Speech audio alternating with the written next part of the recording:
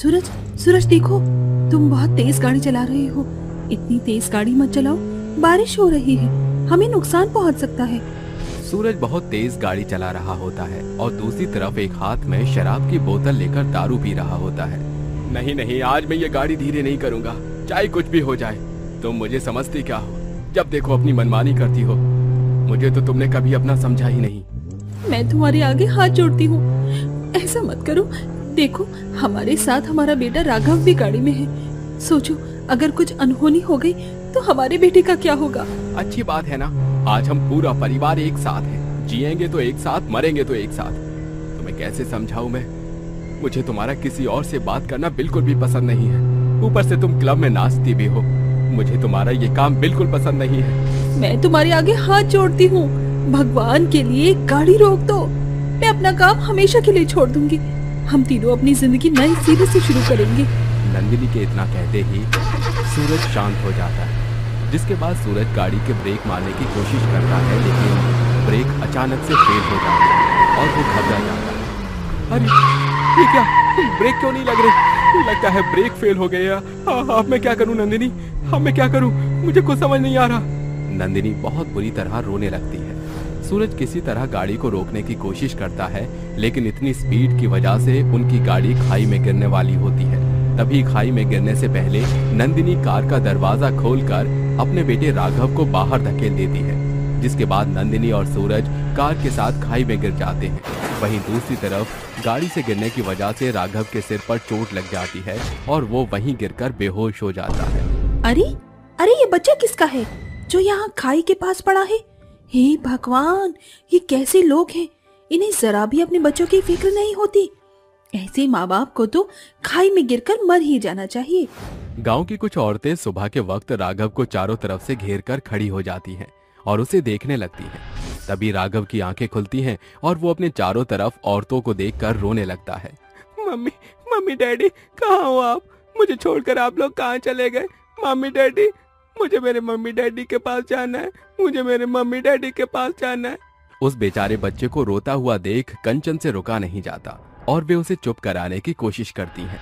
देखो बेटा, रोने की कोई समस्या नहीं है। बताओ, तुम्हारे साथ क्या हुआ था? आखिर तुम्हारे मम्मी डैडी तुम्हें यहाँ छोड़कर क्यों गए? सूरज रोते हुए कंचन को रात में हुई पूरी वारदात के बारे में बताता है, जिसे सुनते ही कंचन अपने दिल पर हाथ रख लेती है, जिसके बाद वो राघव को गले से लगाकर कहती है, चिंता मत करो बेटा, सब कुछ ठीक हो जाएगा, मैं तुम्हारे साथ हूँ। कंचन उसे सबसे पहले पुलिस थाने लेकर जाती है, जहाँ वो उसके माता पिता के बारे में बताती है। तभी वो पुलिस वाले से कहती है, साहब, इस बच्चे के साथ बहुत बुरा हुआ है। ये बच्चा बहुत डरा हुआ है, ऊपर से इसका इस दुनिया में कोई नहीं। अगर आप इसे अपने पास रखोगे तो पता नहीं ठीक से खाना भी खा पाएगा या नहीं। क्या मैं इसे अपने साथ ले जा सकती हूँ? मैं इसका अच्छे से ख्याल रखूंगी और जब आप कहोगे तो मैं इसे आपके पास ले आऊंगी। आजकल ऐसे लोग देखने को ही नहीं मिलते जिनके अंदर इंसानियत हो। तुम इस बच्चे को अपने साथ ले जाना चाहती हो तो ले जाओ, लेकिन इसका अच्छे से ख्याल रखना। कंचन राघव को अपने साथ अपने घर ले आती है, जहाँ वो अपनी बहन सुषमा के साथ रहती थी। सुषमा जैसे ही राघव को देखती है, वो कंचन से कहती है, अरे अरे, ये किसको लेकर आई है तू घर के अंदर? ना कोई जान ना कोई पहचान। मैंने इस बच्चे को कभी अपनी खोली में तो कहीं नहीं देखा था। कंचन सुषमा को राघव के बारे में सब कुछ बताती है, जिसे सुनते ही सुषमा कहती है, अरे ये घर है, कोई धर्मशाला नहीं जहाँ जो चाहे मुंह उठाकर चले आए। सुषमा बहुत गुस्सा होती है, लेकिन कंचन किसी तरह उसे मना लेती है, जिसके बाद कंचन राघव को अपने साथ रखती है और उसका अच्छे से ख्याल भी रखती है। ऐसे ही धीरे धीरे कुछ दिन बीत जाते हैं और एक दिन राघव खोली के बच्चों के साथ खेल रहा होता है। तभी एक नुपुर नाम का लड़का उसे जोरदार धक्का दे देता है। राघव रोने लगता है। सुषमा उसे दूर खड़े देख लेती है। अरे ओ कुंती बहन, जरा बाहर तो निकल, देख तो सही तेरा बेटा क्या कर रहा है। अरे क्या हुआ, क्यों चिल्ला रही है सुबह सुबह? अपने बेटे को समझा ले। आइंदा अगर मेरे बेटे को इसने जरा सा भी हाथ लगाया तो मैं इसका हाथ तोड़कर इसके हाथ में दे दूंगी। आहा, आई पड़ी बेटे वाली। अरे तेरे जैसी बांझ को कभी बेटा हो सकता है क्या? पता नहीं किसका गंदा खून लेकर आई है अपने घर में और अपना बेटा बना रही है इसे। इजा इला, तेरी इतनी हिम्मत कि तू मेरे परिवार को नाजायज बताए। रुक, तुझे तो मैं अभी बताती हूँ। सुषमा राघव के लिए कुंती से लड़ने लगती है और उसके बाल पकड़कर खींचती है और उसको बहुत मारती है। ये सब कंचन दूर खड़ी देख रही होती है, जिसे देखते ही उसकी आंखों में आंसू आ जाते हैं। सुषमा दीदी चाहे कितना भी हम दोनों के ऊपर गुस्सा निकाल ले, लेकिन कहीं ना कहीं वो भी राघव को बहुत पसंद करती हैं और उसे अपना बेटा समझती हैं। उस दिन के बाद से राघव को कोई कुछ नहीं कहता। सब बच्चे उसके साथ आराम से खेलते हैं। वहीं दूसरी तरफ राघव भी ये समझ गया था कि सुषमा उसे प्यार तो करती है लेकिन जताती नहीं। धीरे धीरे कंचन उसे स्कूल में डाल देती है। एक दिन राघव स्कूल के लिए तैयार होकर नाश्ता कर रहा था। अरे ओ कंचन, अपने इस बेटे को कुछ खिलाती भी है या बस ऊपर ऊपर का प्यार करती है? अरे देख तो जरा कितना कमजोर हो रहा है, इसे थोड़ा घी तो खिला। क्या बताऊं दीदी, मैंने कितनी बार इसे घी खिलाने की कोशिश की, लेकिन ये घी खाता ही नहीं। अरे ऐसे कैसे नहीं खाएगा? घी मैं खिलाऊंगी आज से ही इसे। सुषमा तुरंत घी की रोटी लेकर राघव को खिलाने लगती है। राघव चुपचाप घी की रोटी खाने लगता है। थोड़ी देर बाद राघव कहता है, सुषमा माँ बस करो, मेरा पेट भर गया है, बाकी का मैं स्कूल के आने के बाद खा लूंगा। राघव के मुंह से माँ शब्द सुनते ही सुषमा की आंखों से आंसू आ जाते हैं, जिसके बाद वो राघव को गले से लगा लेती है। बेटा बस एक बार और मुझे माँ कहकर पुकार। माँ मैं जानता हूँ आप मुझसे बहुत प्यार करती हो, लेकिन बताती नहीं हो, लेकिन मैं भी आपसे बहुत प्यार करता हूँ। कंचन माँ ने और आपने मेरा बहुत ख्याल रखा है। कंचन अपने लिए जब माँ शब्द सुनती है तो उसकी भी आंखों से आंसू आ जाते हैं। दोनों बहुत खुश होती हैं। दरअसल दोनों की एक ही घर में शादी हुई थी, लेकिन दोनों को संतान न होने की वजह से उनके पतियों ने उन्हें छोड़ दिया था। तब से वो दोनों बहनें एक साथ रह रही थीं। राघव के आने के बाद उनकी जिंदगी में खुशियां ही खुशियां आ गई थी। जब राघव उन दोनों को माँ कहकर पुकारता है तो वो दोनों बहुत खुश होती हैं। कंचन, आज हमारे बेटे राघव को स्कूल उसकी दोनों माँ छोड़ने जाएंगी। कंचन और सुषमा दोनों मिलकर राघव को स्कूल छोड़ने जाती हैं। पहले राघव की सिर्फ एक माँ थी जो एक हादसे में मर गई, लेकिन उस हादसे के बाद राघव को 2 सौतेली माँ मिली, जिन्होंने माँ होने का पूरा फर्ज निभाया। देखते ही देखते राघव बड़ा हो जाता है और पढ़ लिख कर कलेक्टर बन जाता है, जिसके बाद वो अपनी दोनों माँओं के साथ खुशी खुशी रहने लगता है। जब ऊपर वाला एक दरवाजा बंद करता है तो उसके साथ दूसरा दरवाजा भी खोलता है। चांद पर सास बहू की नवरात्रि। मनसा गांव में सुधा और अंबिका नामक एक बड़ी ही गरीब सास बहू रहती थी। कुछ समय पहले उन दोनों के पति देर रात घर लौटते हुए दुर्घटना का शिकार हो गए, जिसके बाद सास बहू दोनों बेवा हो गईं। क्या बात है सासू माँ, आप किसी गहरी सोच में डूबी हुई हैं। बिरजू और उसके बाबूजी के जाने के बाद जीवन गरीबी में गुजर रहा है। जाने माँ दुर्गा और कितने दुख देंगी।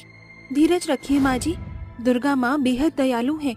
मुझे विश्वास है कि माँ दुर्गा हम सास बहू को बहुत जल्दी इन दुखों से उबार लेंगी।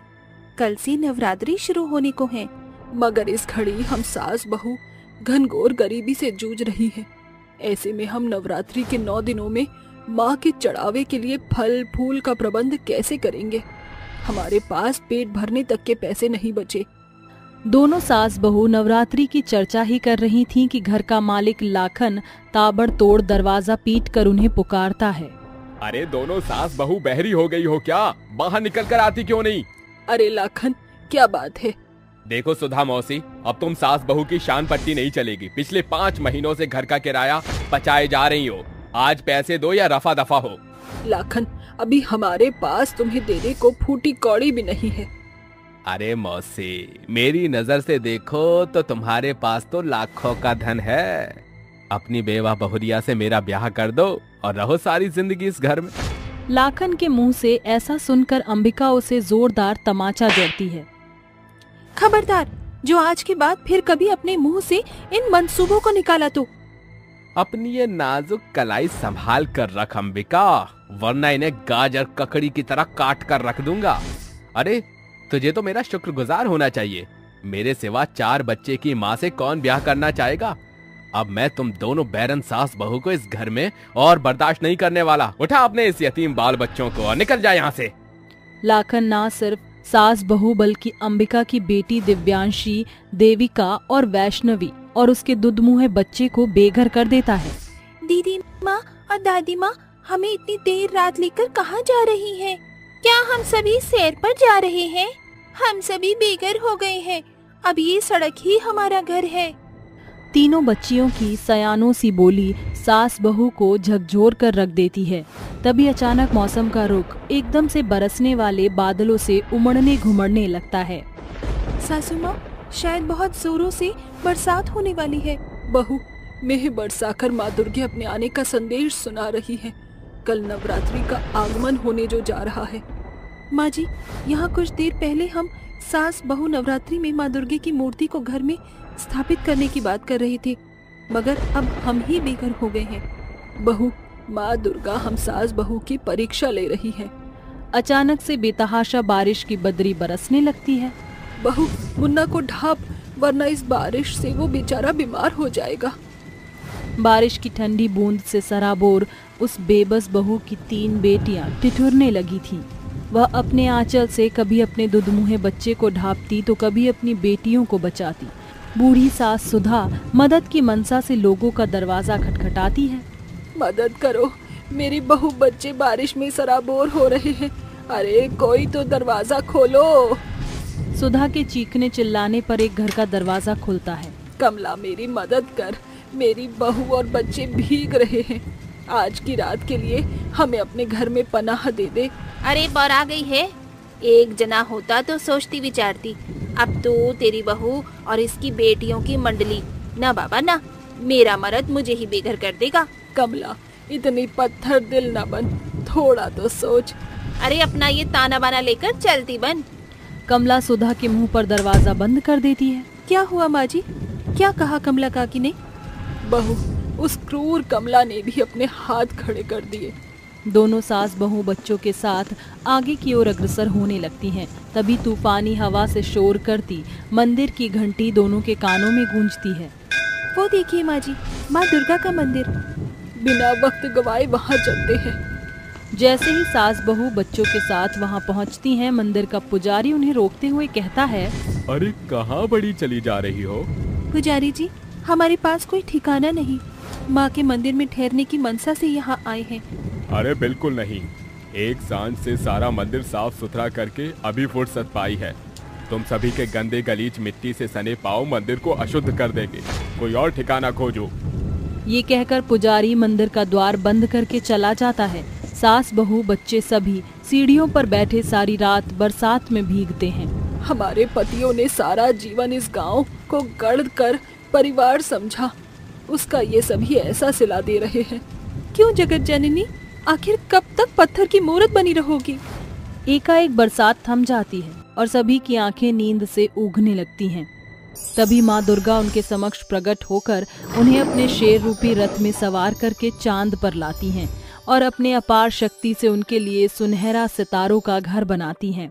जब सवेरे उनकी आंख खुलती है तो वह खुद को चांद पर बने एक सुनहरे सितारों के घर में पाते हैं, जहां माँ दुर्गा का भव्य मंदिर बना होता है। ये देखकर दोनों सास बहू स्तब्ध हो जाती हैं। बहू, ये क्या बला है? क्या सचमुच हमारे बसेरा चांद पर हुआ है?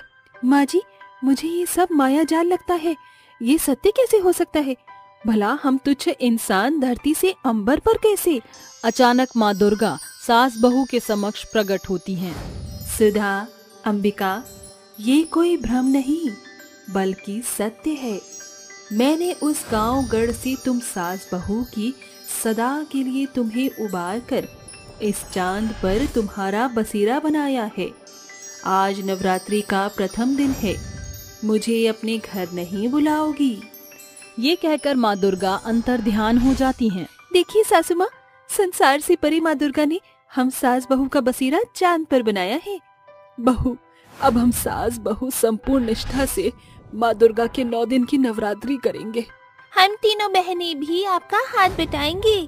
दोनों सास बहू एक साथ घर की साफ सफाई करती हैं। माँ जी, सब हो गया, मगर माँ दुर्गा की मूर्ति तो है ही नहीं। इतना कहते ही अंबिका के सामने माँ दुर्गा की मूर्ति आ जाती है। इसके पश्चात सास बहू जो कुछ मांगती वह वस्तुएं अस्तित्व में आ जाती। वह निष्दिन नवरात्रि के 9 दिनों तक माँ दुर्गा की पूजन करती। देखते ही देखते नवरात्रि का 9वां दिन दस्तक देता है। क्या बात है बहू, तेरे माथे पर ये शिकन कैसी? माँ जी, कन्याओं के कंजक की सारी तैयारियां हो चुकी हैं। भोग का प्रसाद सब बन गया, मगर चांद पर कन्याएं कहाँ से आएंगी? अरे बहू, तेरी भी तो बेटियां हैं। माँ जी, वो भी कुल 3 है। नवरात्रि का पर्व 9 कन्याओं को कंजक खिलाकर ही पूरा होता है। लगता है हम सास बहू की नवरात्रि सफल नहीं होगी। अंबिका हताश होकर ये कह रही होती है कि एक बार पुनः माँ दुर्गा वहाँ प्रकट होकर कहती हैं, निराश ना हो तुम दोनों सास बहू, नवरात्रि की आस इस चांद पर ही परिपूर्ण होगी। मगर ये कैसे मुमकिन है माँ? अंबिका, सुधा, क्या तुम्हें स्मरण नहीं कि नवरात्रि के 9 दिन मेरे ही 9 रूपों की पूजा होती है। वो 9 रूप मुझ में समाहित हैं। मुझे अपने भोग का प्रसाद खिलाकर अपनी अधूरी आस को साध लो। इससे सुनहरा भाग्य और क्या होगा कि हम सास बहू साक्षात माँ को कंजक खिलाएं। दोनों सास बहू संपूर्ण श्रद्धा से माँ दुर्गा को पूरी, हलवा, खीर, नारियल, फलाहार इत्यादि थाली में संजोकर माँ को परोसती हैं। माँ दुर्गा उनके व्रत को सफल करती हैं। तुम दोनों का मेरे प्रति अथाह प्रेम देखकर मैं गदगद हो गई। मैंने तुम्हारे लिए धरती की धरोहर पर सुनहरा घर स्थापित कर दिया। अब से तुम वहीं रहोगी।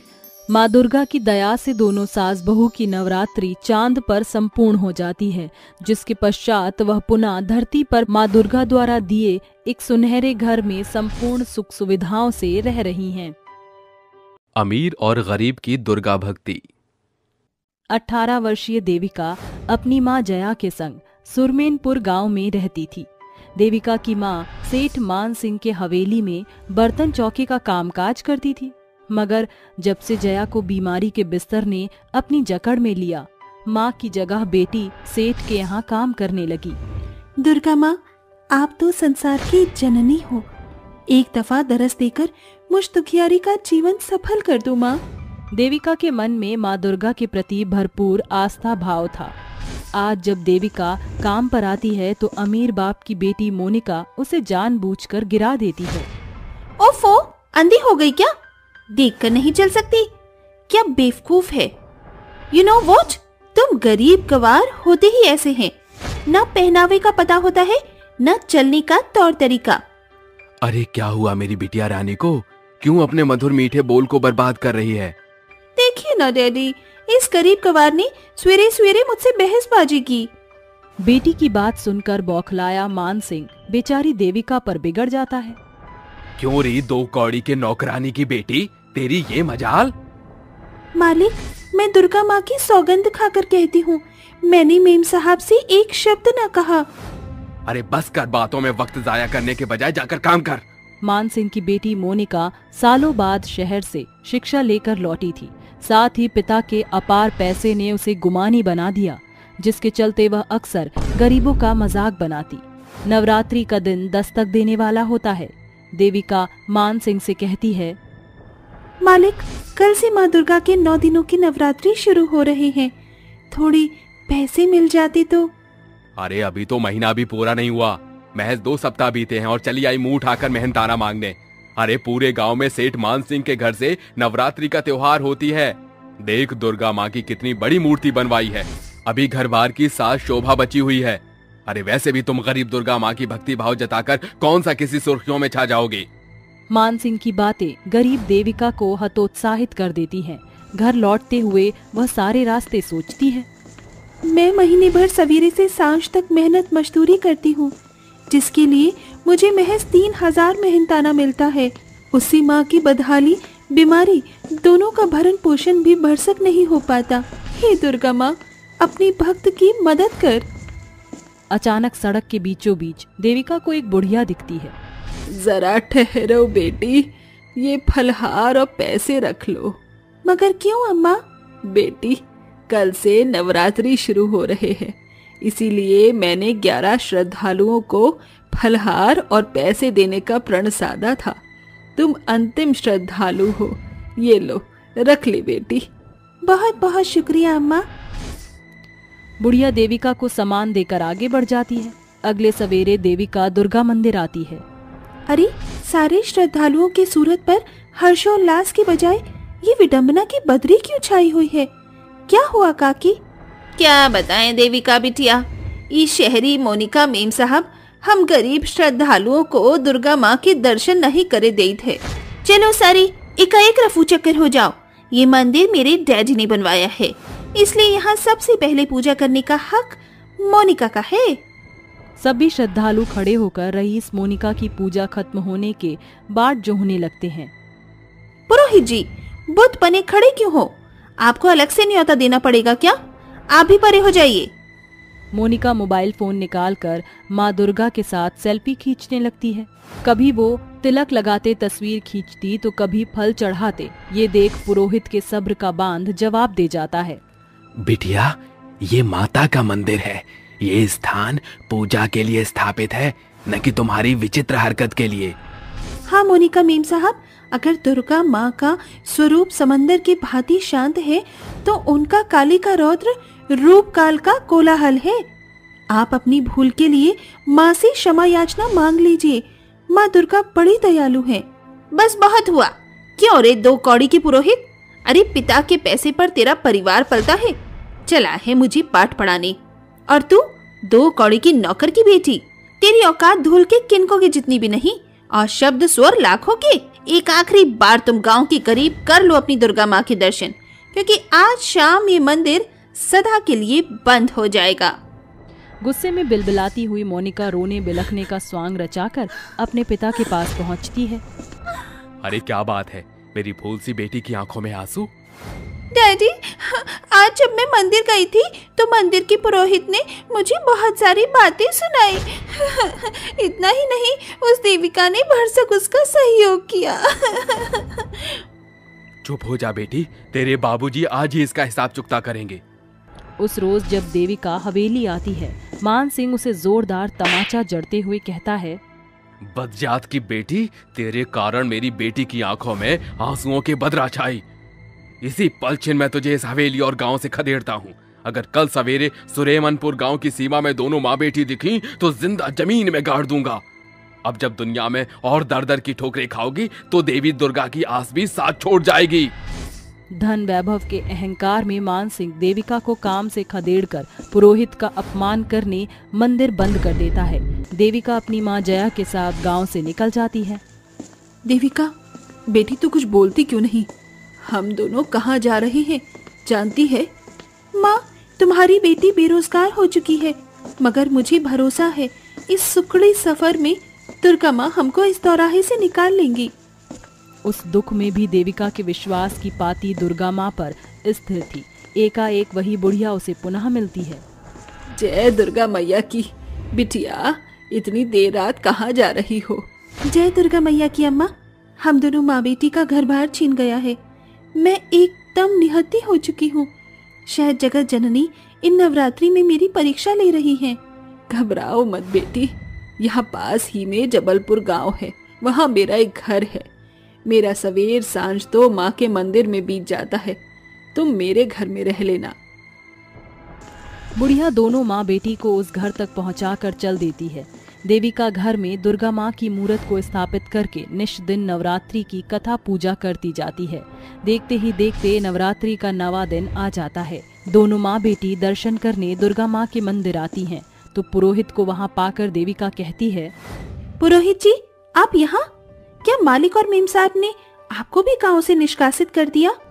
नहीं बेटा, मैं अपनी मर्जी से ये गांव छोड़ आया, क्योंकि जहाँ जगत जननी का अनादर हो उस गांव गढ़ से कैसा नाता। पूजा के पश्चात जब देविका मंदिर की सीढ़ियों से नीचे उतरती है तो सीढ़ियों पर बैठी मोनिका को देख वह स्तब्ध हो जाती है। अरे मेम साहब, आप यहाँ इस अवस्था में? सब गनीमत तो है? सब कुछ तार बघार हो गया। देविका, मंदिर के द्वार के बंद हुए बाबूजी ने बीमारी का बिछौना धर पकड़ लिया। उन्हें खून की उबकाई हो रही है। डॉक्टर, वैद्य, हकीम सभी से जांच पड़ताल कराई, सबने हाथ खड़े कर दिए। ये मैया की मार है बेटी, नवरात्रि के दिनों में तुमने दुर्गा माँ का द्वार बंद करके उनके भक्तगण के संग जो किया, ये उसी का कहर। आज नवरात्रि का आखिरी दिन है। मैया का ये भोग ले जाकर अपने पिता को खिला देना। मोनिका अपने पाप का पश्चाताप करके घर जाकर पूरी हलवे का प्रसाद जैसे अपने पिता को खिलाती है, वह अपने पांव पर दृढ़ खड़ा हो जाता है। पिताजी, आप ठीक हो गए हैं। दुर्गा माँ आपका लाखों लाख शुक्रिया। दोनों बाप बेटी उस माँ बेटी और पुरोहित को गांव आने का बुलावा भेजते हैं। देविका, शानो शौकत के नशे में चूर होकर मैंने गांव के गरीबों पर कहर बरसाया। आगे बढ़कर मंदिर का द्वार खोलो देविका।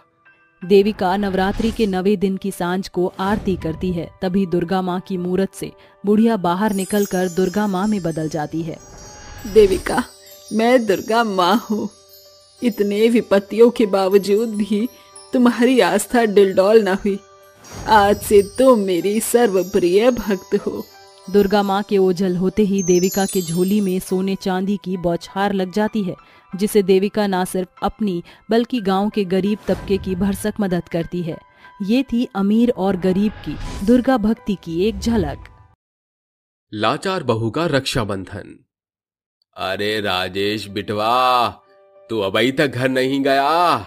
अरे इतनी देर अंधेर हुई गवा। जमींदार काका, कल मैं खेत पर नहीं आ सकूंगा क्योंकि कल रक्षाबंधन जो है सवेरे साइली के ससुराल जाना है।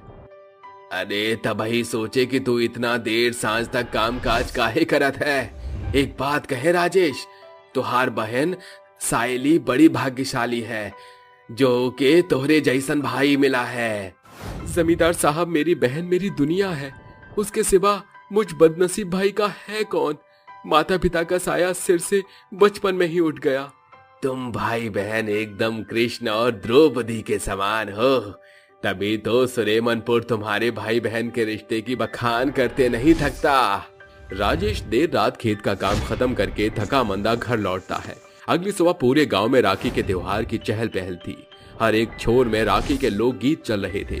राजेश तैयार होकर साइली के ससुराल को रवाना हो जाता है। कुछ घंटे बाद वो बलिहार पहुंचकर कहता है, पहली बार साइली के ससुराल जा रहा हूँ। उसका बड़ा भाई होने के नाते मैं ऐसे छूछे हाथ नहीं जा सकता। वो झट से अपनी जेब टटोल कर बहन के लिए एक सुंदर सी बनारसी साड़ी और सुहाग के सामान संग मिठाई खरीदकर सयाली के ससुराल में कदम रखता है। साइली! भैया, आप आ गए? कब से आपकी ही बाट जो रही थी। अरे बहुत सुंदर लग रही है मेरी बहन। तेरी खुशियों को किसी की नजर न लगे। तभी सायली की सास ममता राखी की सजी धजी थाली लेकर आते हुए कहती है, अरे सुंदर तो लगेगी ना राजेश बेटा, आखिर सजाया भी तो सास ने है।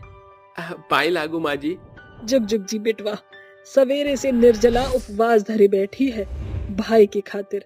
आज बहू बनकर नहीं, बहन बनकर रक्षाबंधन की रीत खुलकर निभा बेटिया। हाथ आगे बढ़ाओ भैया। सायली अपने भाई राजेश की कलाई पर राखी बांधकर उसके माथे पर अक्षत कुमकुम का तिलक लगाकर आशीर्वाद लेकर गीत गाती है। भैया मेरे राखी के बंधन को निभाना, भैया मेरी छोटी बहन को न भुलाना, भैया मेरे ये नाता तुमको है निभाना, भैया मेरे राखी के बंधन को निभाना। राखी की रीत पूरी हुई भैया। तुम दोनों भाई बहन बातें करो, मैं जलपान का प्रबंध करती हूँ। सदा सुहागन रहे मेरी बहन। ममता जानबूझकर दोनों भाई बहन को बात करने के लिए एकांत में छोड़ देती है।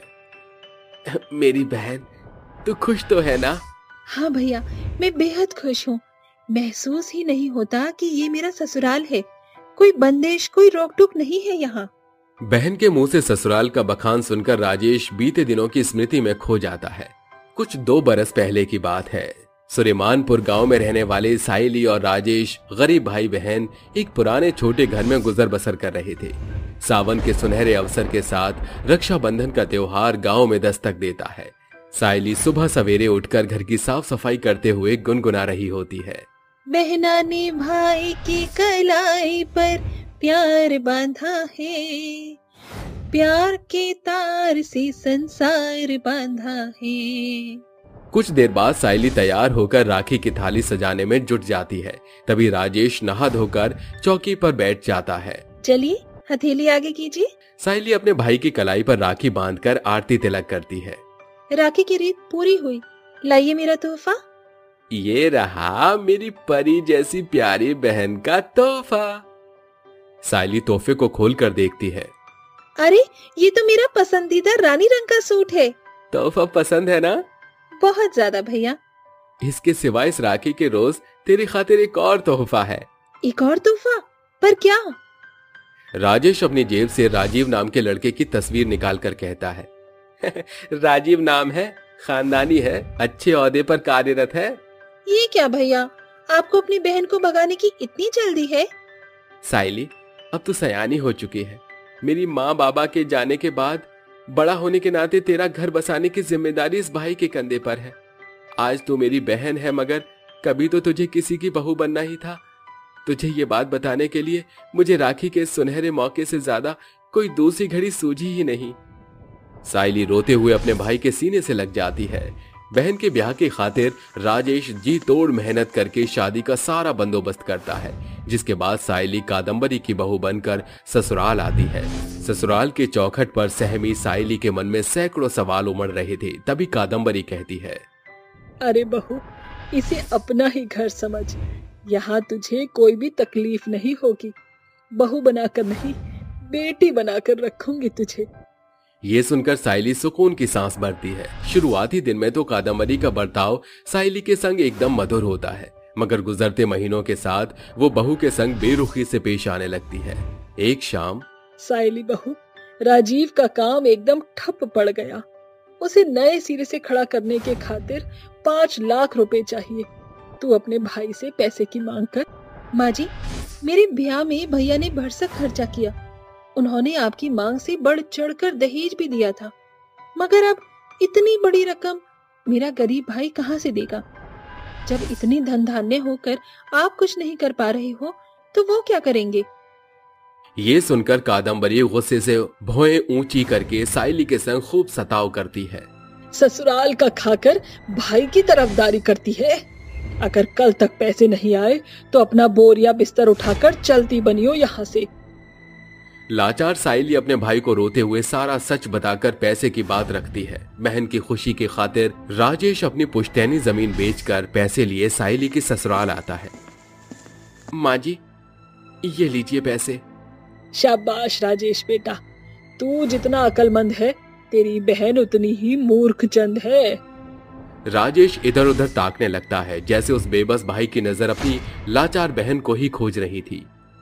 माँ जी, मेरी बहन सायली कहाँ है? अगर इसे पता चल गया कि इसकी बहन कोठरी में लाचार और अधमरी पड़ी है। अरे बेटा, तेरे आने से क्षण भर पहले ही राजीव उसे घुमाने लेकर गया है। अच्छा, तो अब इजाजत दीजिए। गुजरते हर एक पल के साथ सायली का ससुराल उसके खातिर लाचारी का कैद खाना बनकर रह जाता है। अब जब कभी कादम्बरी को पैसे की जरूरत पड़ती, वो सायली पर सैकड़ों जुल्म करती। बहन की खुशियों की खातिर राजेश अपना सब कुछ न्यौछावर कर चुका था। सायली के ब्याह को 1 बरस होने को था। ये सोचकर राजेश कहता है, सावन का महीना शुरू हो चुका, परसों रोज राखी भी है। सायली को देखे बड़ा दिन बीत गया। राखी के रोज उसके ससुराल जाऊंगा। 3 दिन बाद राखी का त्योहार एक बार फिर पूरे देश भर में छा जाता है। राजेश तोहफे के साथ सायली के ससुराल आता है, जहां वो आंखों देखी अपनी बहन के संग अत्याचार होता देखकर बौखलाकर कहता है, तुम माँ बेटी की हिम्मत कैसे हुई मेरी बहन को हाथ लगाने की? मुझे नहीं मालूम था कि मैं अपनी बहन को ऐसे कसाईयों के पल्ले बांध रहा हूँ। अरे इतना ही गरज है तो ले जा अपनी इस बहन बला को। ले जाऊंगा, मगर तुम्हें बख्शूंगा नहीं। राजेश दोनों के खिलाफ पुलिस स्टेशन में एफआईआर दर्ज करता है, जिसके फौरन बाद उन्हें जेल हो जाती है। सायली अपने भाई के साथ एक बार फिर राखी की रीति निभाती है। मुझे माफ कर दे मेरी बहन, मैं एक भाई होने का फर्ज अदा नहीं कर सका। ऐसा ना कहो भैया, आपने अपनी बहन की रक्षा का फर्ज आज पूरा किया है। कुछ महीने गुजरने के बाद राजेश एक बार फिर अपनी बहन का घर बसाने के बारे में सोचकर कहता है, अब की बार मैं अपनी बहन को अपनी आंखों से ज्यादा दूर नहीं भेजूंगा। वो पास के ही गांव बलिहार में रहने वाले अपने एक दोस्त से उसकी शादी कराता है। जहां सयाली के सारे सपने साकार होता देख वो भाई मन में कहता है, आज मेरे मन को बेहद सुकून है कि मेरा ये चुनाव मेरी बहन सायली के लिए सुखद साबित हुआ। इस भाई ने आज राखी और तेरी रक्षा दोनों का फर्ज अदा किया। मेरी बहन, रक्षाबंधन के रोज बहन का ससुराल में मान देखकर बेबस गरीब भाई की खुशियों का ठिकाना नहीं रहता। अंत में रक्षाबंधन के बीतने के बाद राजेश सायली के ससुराल से अपने घर सुरेमनपुर लौट आता है। रात के 10 बज रहे थे, तभी एक औरत शर्मिला अपने अचार का ठेला को गलियों में घुमाते हुए कहती है, अचार ले लो अचार, ताजा ताजा आम का अचार ले लो, बिल्कुल ऐसा कि जुबान पर रखते ही खटास चटपटापन महसूस हो जाए। उसी वक्त विराज अपने घर में घुस ही रहा था कि अचार की खुशबू से वो उस औरत के पास आकर कहता है, अरे आप आम का अचार बेच रही हैं क्या? बहुत तेज खट्टे खट्टे अचार की खुशबू आ रही है। कैसे दिया अचार? आपको कितना चाहिए? 1 किलो दे दो पूरा। ये लीजिए आपका आम का अचार। वैसे आपसे एक बात पूछूं, आप इतनी देर रात में आम का अचार क्यों बेच रही हैं? रात में सेफ नहीं है ना आपके लिए? अरे कोई बात नहीं, इसमें बुरा मानने वाली क्या बात है। सुबह मुझे समय ही नहीं मिलता और जब बोनी नहीं होती तो मैं रात को भी अचार बेचने निकल जाती हूँ। बच्चों का भविष्य भी तो मुझ पर टिका है ना। अच्छा कोई नहीं, ये लीजिए आपके पैसे। जैसे ही विराज उसे अचार लेकर अपने घर की तरफ बढ़ता है तो वो उस अचार को खा लेता है, जिसके बाद उसकी लाल आंखें हो जाती हैं। साथ ही वो औरत एक चुड़ैल के रूप में आ जाती है। अब देखना, मेरा भूतिया अचार खाने से तो मैं कितनी तकलीफ होती है। वहीं दूसरी तरफ अपने घर में जाते ही तोड़ फोड़ वो करने लगता है। उसकी पत्नी माया भी परेशान हो जाती है, उसे रोकती है, लेकिन विराज पर तो भूतिया अचार का वश था। विराज उसकी गर्दन पकड़कर दीवार पर पटक देता है, जिससे माया को सिर पर चोट लग जाती है। विराज, विराज, ये तुम क्या कर रहे हो? ऐसे बिहेव क्यों कर रहे हो? मार डालूंगा मैं, मार डालूंगा। चाकू, चाकू कहाँ है? विराज, विराज, ये तुम क्या कर रहे हो? ऐसे बिहेव क्यों कर रहे हो? माया विराज को बहुत रोकती है। माया विराज को रोकती है, पर विराज उसे धक्का देकर रसोई में से चाकू उठाकर अपने हाथ पर नस काट लेता है और माया को भी मार डालता है। ये सब होता देख चुड़ैल बाहर की खिड़की से खुश होकर कहती है, आखिर मेरा भूतिया अचार सही से काम कर गया इस आदमी पर। अब तो सबको अपना भूतिया अचार बेचूंगी और मारूंगी, एक तीर से 2 निशाने। आखिर ये भूतिया आम का अचार बेचने वाली चुड़ैल लोगों को ये खिलाकर मारना क्यों चाहती थी और किस एक तीर से 2 निशाने की बात कर रही थी? जानने के लिए कहानी में आगे बढ़ते हैं। ऐसे शाम को फिर वो अपना भूतिया अचार बेचने निकल जाती है। अचार ले लो अचार, ताजा ताजा मौसमी आम का अचार, जो खाए रह ना पाए, सस्ता है सस्ता, आम का अचार बिल्कुल है सस्ता। अरे जरा आम का अचार चखाना। अरे बहन, चक्कर क्या करोगी, पूरा का पूरा ले जाओ अचार, गारंटी देती हूँ बहुत अच्छा है। इतना ही अच्छा है तो खिला दो ना। अगर इसने यहाँ खाकर ही कुछ अच्छा कुछ कर दिया तो लोगों को शक हो जाएगा मुझ पर। जरा सा दे देती हूँ, ये लीजिए। अरे मसाला तो है ही नहीं इस आम के अचार पर। ये लो, खा लो मसाले वाला अचार। अचार तो बहुत ही चटपटा है, मिर्ची भी है। ऐसे करो, 2 किलो दे दो और ये लो पैसे। चुड़ैल मालती को भूतिया अचार दे देती है, जिसके बाद वो अजीब सी हरकतें करने लगती है और बाजार के लोगों का सामान उठाकर फेंकने लगती है, तो किसी को थप्पड़ ही थप्पड़ मारने लगती है। ये सब देखकर चुड़ैल को बहुत अच्छा लगता है और वो चली जाती है। इस तरह सबको मार डालूंगी। ठीक नहीं किया तुम सब लोगों ने मेरे साथ, बदला लेकर ही रहूंगी तुम सबसे। आज तो बहुत बिक्री हो गई है, चलकर बच्चों को पैसे दे देती हूँ।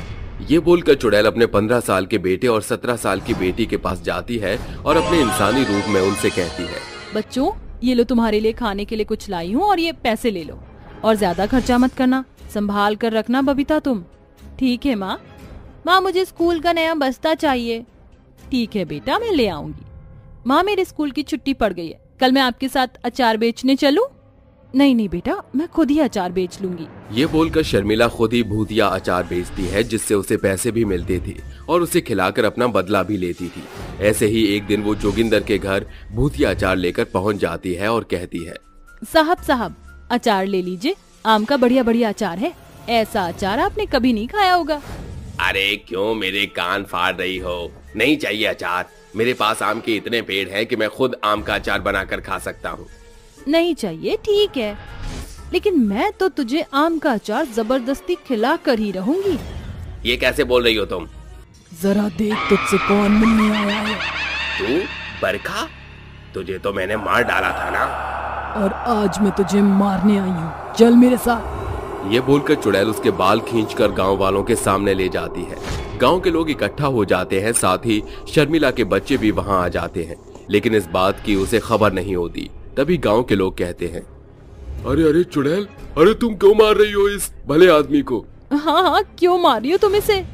ये कोई भला आदमी नहीं है, नफरत तो मुझे तुम सबसे भी है। कुछ को तो मैं मार चुकी हूँ, अब बारी इसकी है, इसे भी मार डालूंगी। भला इस जोगिंदर ने तुम्हारे साथ क्या किया, बताओगी भी? 1 महीने पहले ही इसने मुझे बेरहमी के साथ मार डाला। ये बात तो तुम सब जानते ही होगे। मैं कितनी गरीब थी, कैसे कैसे अपने दोनों बच्चों को पाला करती थी। फिर मेरे आसपास का झाड़ू पोछे का काम भी छूट गया। तभी मैंने सोचा कि मैं आम का अचार बनाकर बेचूंगी, जिससे मुझे 2 पैसे आएंगे और इन पैसों से मैं अपने बच्चों का पेट पाल सकती हूँ। लेकिन मेरे पास आम का अचार बनाने तक के भी पैसे नहीं थे। फिर मैंने जोगिंदर के खेत में इतने आम के पेड़ देखे कि मुझे लगा अगर इनमें से मैं 50-60 आम भी गायब कर लूं तो उसे क्या पता चलेगा। तो 2-3 बार मैंने हर रात उसके आम के बागान से आमों को चुराया और उसका अचार बनाकर बेचा, जिससे मैं अपने बच्चों की ख्वाहिश पूरी कर पा रही थी। तभी एक दिन जोगिंदर अपने पेड़ों को देखकर कहता है, अरे मेरे आम कहाँ गायब हो गए? लगता है किसी ने मेरे आम तोड़े हैं। आज रात में यहीं रहूंगा। उसी रात जोगिंदर डंडा लिए अपने पेड़ों की पहरेदारी कर रहा था। तभी बरखा आम चोरी करने के लिए जैसे ही तोड़ती है, जोगिंदर उसे देख लेता है और गांव वालों को बुलाकर कहता है, अरे देखो देखो कैसे मेरे आम हर रात को ये चुराया करती थी। आज मैंने इसे रंगे हाथों पकड़ ही लिया। ऐसी चोरनी को हमारे गांव में रहने की कोई जरूरत नहीं है। गांव वालों मारो इसे। हाँ हाँ मारो मारो। ये बोलने के बाद लोग उसे पत्थर उठाकर मारने लगते हैं। बरखा अपनी जान की भीख मांगती है, पर उसी वक्त अपना वहीं दम तोड़ देती है। मुझे मार डाला, अब मेरे बच्चों को कौन देखेगा? छोड़ूंगी नहीं जोगिंदर तुझे। अब भूतिया अचार खिलाकर सबको मारूंगी। तभी मैंने जादू से भूतिया अचार बनाया। आज जोगिंदर तुझे छोड़ूंगी, खा इस अचार को खा। सभी लोगों के सामने चुड़ैल उसे भूतिया अचार खिलाकर मार डालती है, जहाँ उसके बच्चे रोते हुए उसके पास आते हैं। माँ, आप हमें छोड़कर क्यों चली गई? क्यों? अब हम कैसे रहेंगे आपके बिना? माँ, आपके साथ ऐसा हो गया और हमें पता भी नहीं चला। बेटा क्या बताती, और उस जोगिंदर ने मुझे तुमसे दूर कर दिया, इसलिए मैंने इससे अपना बदला ले लिया। अब मुझे जाना होगा। बबीता, मुझे यकीन है तुम राजू का और अपना अच्छे से ख्याल रखोगी, और जो पैसे तुम्हें दिए उन्हें अच्छे से यूज करना। ये बोलकर चुड़ैल अपना बदला पूरा करके हमेशा के लिए अपने बच्चों को छोड़कर चली जाती है।